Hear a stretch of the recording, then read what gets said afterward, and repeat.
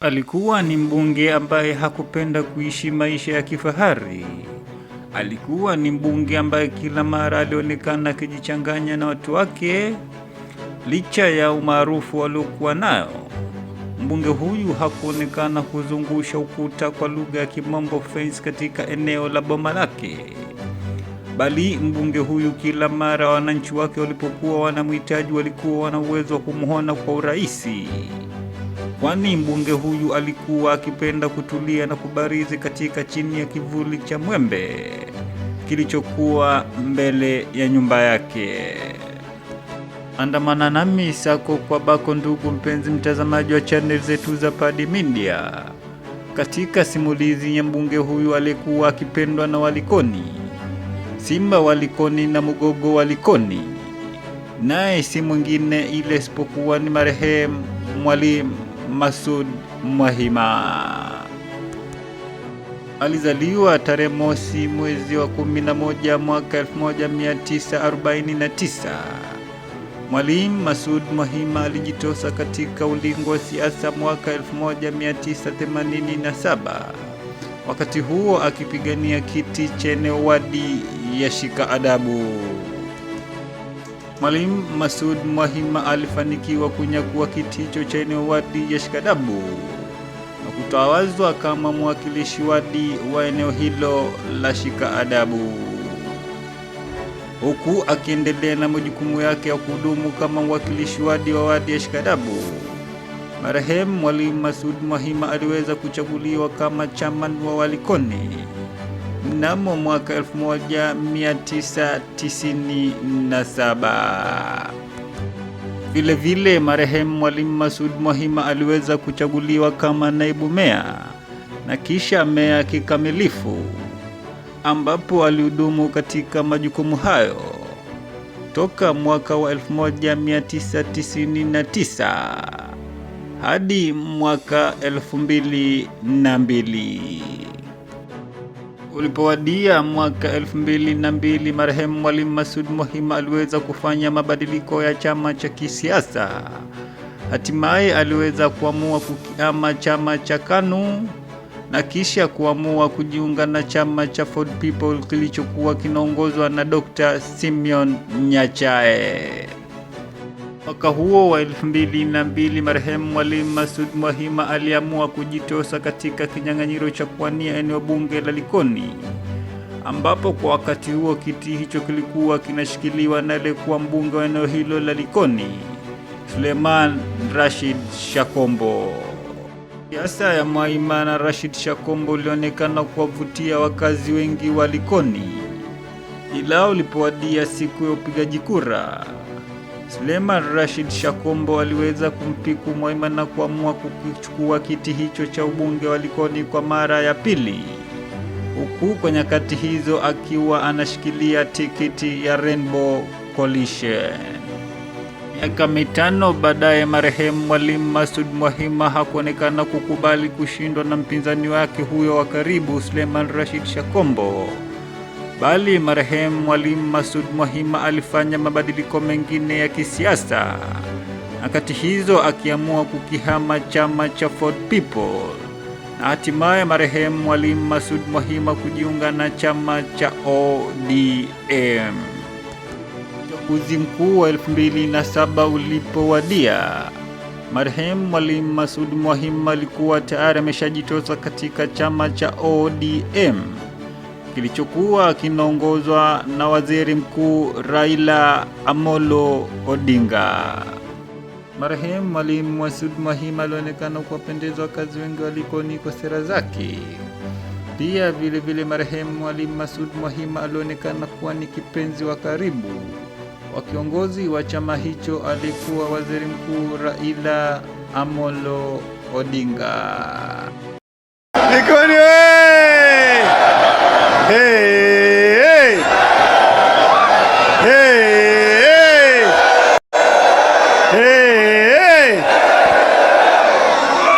Mimi sijaona umati kama huu hapa Likoni.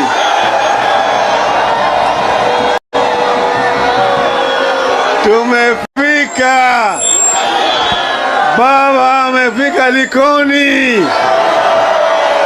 Siku ya upigaji kura ulipowadia, marehemu Mwalimu Masud Mwahima alionekana kumzidi kete mpinzani wake wa karibu Suleiman Rashid Shakombo, huku Mwalimu Masud Mwahima akiweza kumshinda kwa wingi wa kura, ambapo marehemu Mwalimu Masud Mwahima aliweza kupata kura 17,859, huku mpinzani wake wa karibu Suleiman Rashid Shakombo akipata kura 7,324.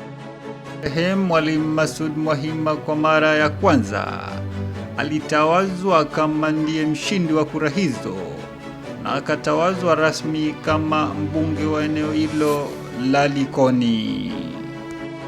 Marehemu Mwalimu Masud Mwahima aliweza kufanya miradi kadha wa kadha chini ya uongozi wake, ambayo iliweza kumsaidia kurudi katika kiti hicho kwenye uchaguzi mkuu wa mwaka 2013.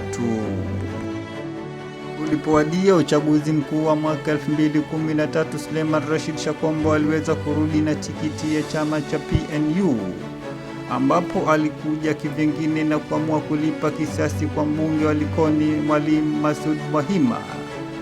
Licha ya hayo, Mwalimu Masud Mwahima alizidi kumzidi kete Suleiman Rashid Shakombo na kukinyakua tena kwa mara ya pili kiti hicho cha eneo bunge la Likoni. Wakati huu Mwalimu Masud Mwahima akizidi kupepea kwa kumshinda kwa wingi wa kura Suleiman Rashid Shakombo. Mwalimu Masud Mwahima aliweza kujizolea zaidi ya kura 18,258, huku mpinzani wake Suleiman Rashid Shakombo akiweza kujizolea kura 7,009.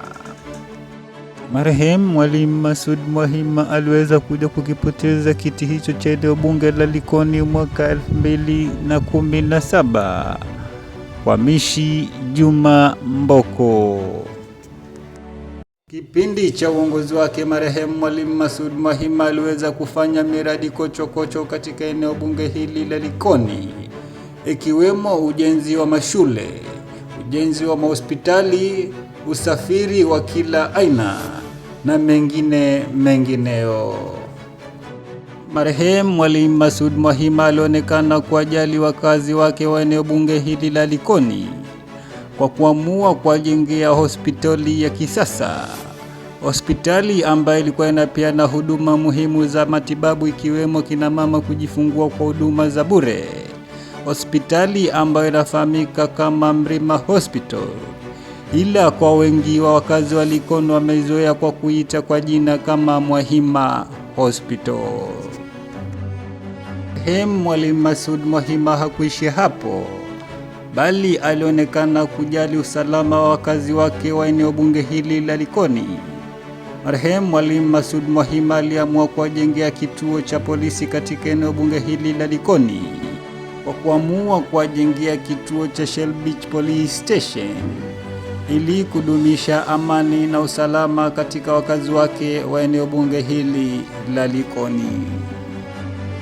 Marehemu Mwalimu Masud Mwahima vile vile aliweza kuzingatia elimu ya wakazi wa eneo bunge hili la Likoni kwa kuamua kujenga shule ya upili katika maeneo hayo ya Timbwani, shule ambayo ilijengwa kwa muundo wa kisasa, shule ambayo ilijengwa kwa ustadi, shule inayofahamika kama Mwahima Secondary School. Marehemu Mwalimu Masud Mwahima alionekana kuizingatia elimu ya Walikoni kwa kuzidi kuwa surprise na kuwajengea shule nyingine ya upili katika eneo bunge hili la Likoni inayofahamika kama Mrima Mixed Secondary School. Mbali na afya na elimu ya Likoni, marehemu Mwalimu Masud Mwahima alionekana kuzijali mali za wananchi wake wa eneo bunge hili la Likoni kwa kuamua kuwajengea kituo kitakachokuwa kinatetea mali za wakazi hawa wa Likoni cha fire station. Mwahima aliamua kuijenga fire station hii katika eneo bunge hili la Likoni inayopatikana maeneo ya Shika Adabu. Pia vile marehemu Mwalimu Masud Mwahima alionekana kujali vipaji vya wakazi wake wa eneo bunge hili la Likoni Baada ya kuwatatulia tatizo ambalo lilikuwa likiwasumbua wakazi hawa wa eneo bunge hili la Likoni, kiwanja cha kisasa, kiwanja ambacho marehemu Mwalimu Masud Mwahima aliweza kujenga kwa ustadi, kiwanja ambacho kimekuwa nguzo kuu kwa wakazi hawa wa eneo bunge hili la Likoni, kiwanja kinachofahamika kama Mwahima Stadium.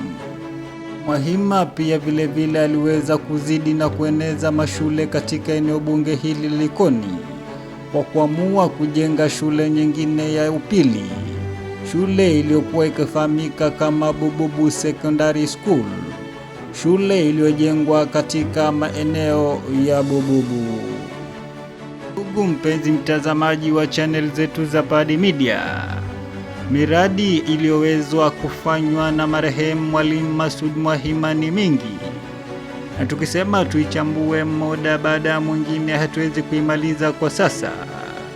Ila marehemu Mwalimu Masud Mwahima anaaminika pia aliweza kuwanunulia basi la CDF wakazi hawa wa Likoni, basi ambalo lilikuwa linawasaidia wakazi hawa wa Likoni kwa shughuli mbali.